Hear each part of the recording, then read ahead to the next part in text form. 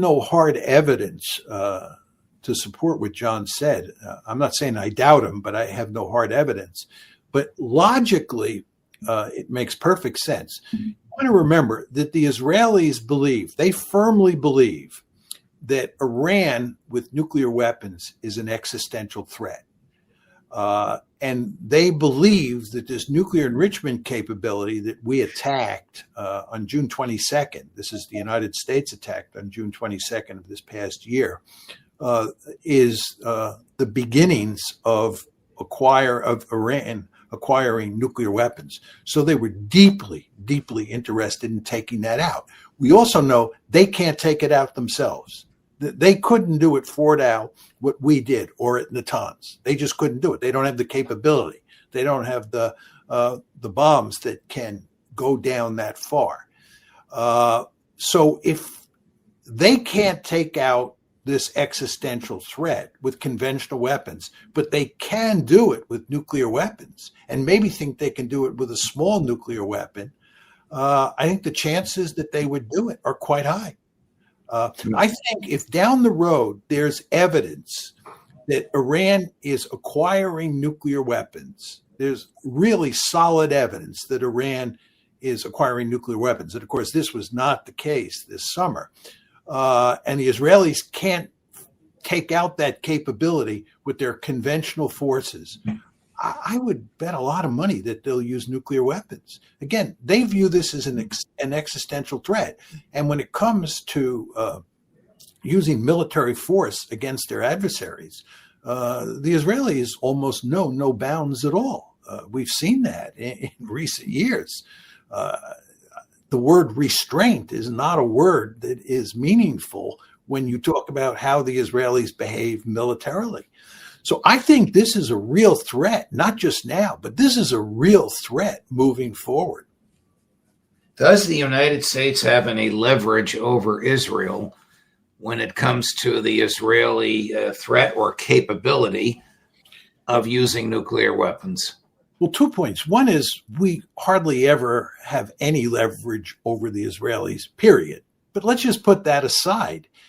If the Israelis believe, and I do believe that they think this is truly an existential threat, then whether or not we have leverage in other circumstances is not going to matter in this circumstance. They're going to think that their survival is at stake. That's the key to understanding what's going on here. When you talk about an existential threat, you're talking about a threat to your survival.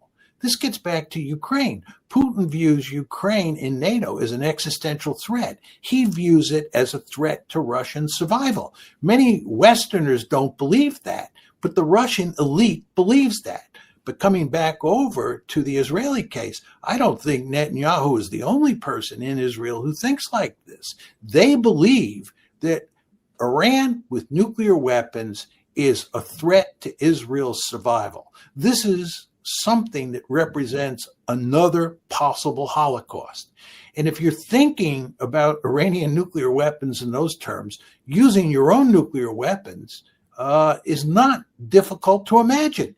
And by the way, Judge, it's very important to understand that Iran doesn't have nuclear weapons, so it can't retaliate. Going back to Ukraine, one of the reasons that I was always very fearful in the first year of the war that Russia might turn to nuclear weapons because it was doing so badly on the battlefield at the conventional level is that if Russia used nuclear weapons in Ukraine, Ukraine did not have the capability to retaliate. It had no nuclear weapons.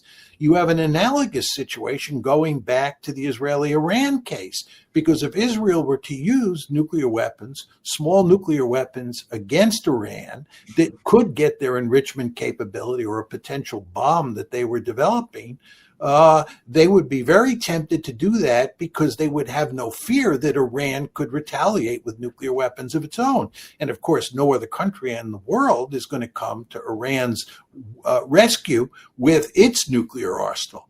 So again, this is a very dangerous situation. And I think it's a very dangerous situation moving forward.